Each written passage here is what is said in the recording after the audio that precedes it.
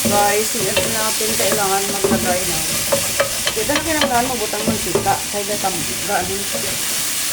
mantika ng manok.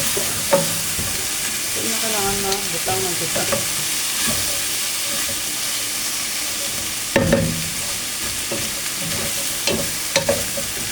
Bango. Lagyan na ito ng samenta.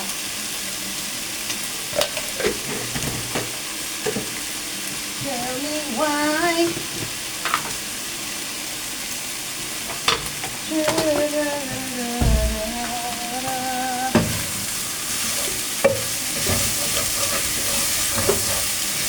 Pagluto ko, tingob na guys.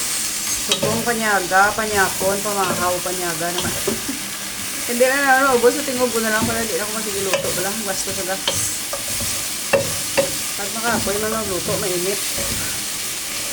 I-rep nyo lang, yun na yung ano.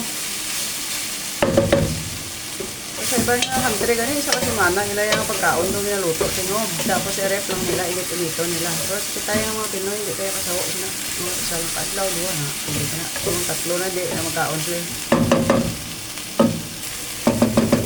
Tapos, lagyan natin ng sabaw. Ayan guys, lagyan natin ng sabaw. Takpan mo natin para boil ang ating sabaw.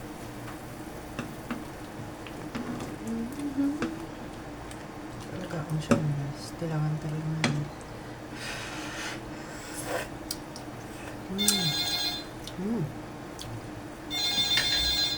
Ang color gitu. Ito ang talaga isang patatas. Okra. Yung carrots. Doon ano, doon lang sila. Manok manigapon, pero may sabaw. May sabaw. Sulit ang manok. Hindi mo sa makaon karne nga baka. Hindi mo sa makaon baboy. Hindi manok na lang. Pabukalon ka siya, nay. Bukal siya guys. Dali mo na maluto ang patatas sa carrots. Yung butang wala na yung 3 ka okra. Halin sa garden ko guys. Kada adlaw kakuha ko 5, 3, 4. Oh, at least no. Organic siya. Siyan ka unon sa ilaw la ilo. Masarap. Tuban tani guys kay do kulang sa laga. Luto na ba guys? Tawanta sa amin. Ipolyo.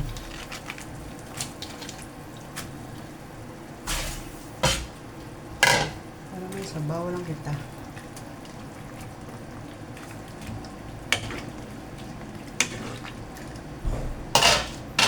Pabukalon siya guys. Yan lang guys. Thank you for watching. Good morning everyone.